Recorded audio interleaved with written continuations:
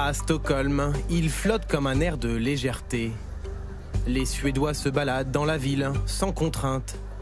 Et malgré l'affluence, le masque n'est ni obligatoire ni recommandé. Il est même presque déconseillé. Officiellement, on nous dit que le masque n'est pas vraiment nécessaire.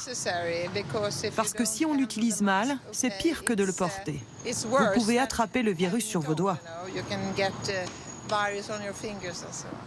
Je pense que les Suédois sont des gens responsables. Donc, si nous sommes malades, nous restons chez nous. Et si on ne l'est pas, on peut être à l'extérieur. Une foule compacte et sans masque. Le symbole d'une stratégie unique face au coronavirus, engagée depuis plusieurs mois. Alors que l'Europe est confinée, la Suède profite du printemps. Les commerces restent ouverts, notamment les bars et restaurants. Hey, bonjour. Bonjour. Bienvenue. Installé à Stockholm depuis 3 ans, ce restaurateur français a donc pu continuer son activité. Moi, je l'ai pris comme une chance. Je me suis dit, on n'est pas confiné, c'est une chance, c'est quand même une liberté qu'on nous octroie encore. Ça veut dire peut-être plus de responsabilité sur nos épaules aussi. Nous aussi, en tant que business ici à Stockholm, comme on nous demande d'appliquer des recommandations et d'être assez exemplaire, ça veut dire qu'on doit l'être. Mais en revanche, on nous a donné cette liberté et c'est une chance. Une seule contrainte, en salle, où les tables doivent être espacées d'au moins 1 mètre. Ils s'éloignent naturellement les uns des autres. Ils sont assez disciplinés pour ça. Franchement, ça se fait naturellement, en fait. Et en France, c'est clair qu'en France, on le sait, les gens sont un peu moins disciplinés. Surtout, il y a souvent besoin d'un peu plus de pression ou de sanctions pour que les gens se décident à faire les choses. Ici, il n'y a pas vraiment besoin de ça, mais ça, c'est culturel ici. Les rassemblements de plus de 50 personnes ont tout de même été interdits dans le pays. Et lycées comme universités ont dû fermer leurs portes.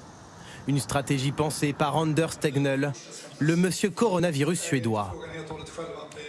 Nous sommes satisfaits de la plupart des aspects de notre politique. Elle a très bien fonctionné lorsqu'il s'est agi de maintenir le niveau de propagation du virus. Elle a permis de garder nos écoles élémentaires ouvertes. C'est très important pour une société.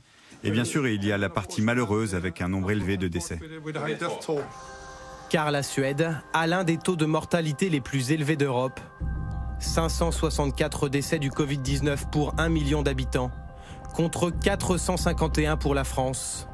Mais bien loin de la Belgique et ses 847 décès.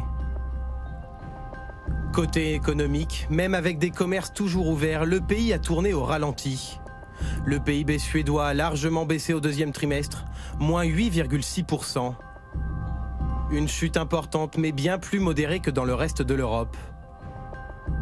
Aujourd'hui, la Suède persiste et sait qu'elle doit cohabiter avec le virus. La stratégie suédoise est fondée sur une approche à long terme, avec des mesures qui peuvent être maintenues dans le temps. Il est bien trop tôt pour mesurer le résultat final, en prenant un instantané, en plein milieu de la course. Ce n'est pas un sprint, c'est un marathon. Le pari de l'immunité collective au défi du coronavirus.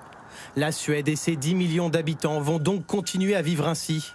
Aujourd'hui, moins de 86 000 personnes ont officiellement été infectées par le Covid-19, moins d'1% de la population suédoise.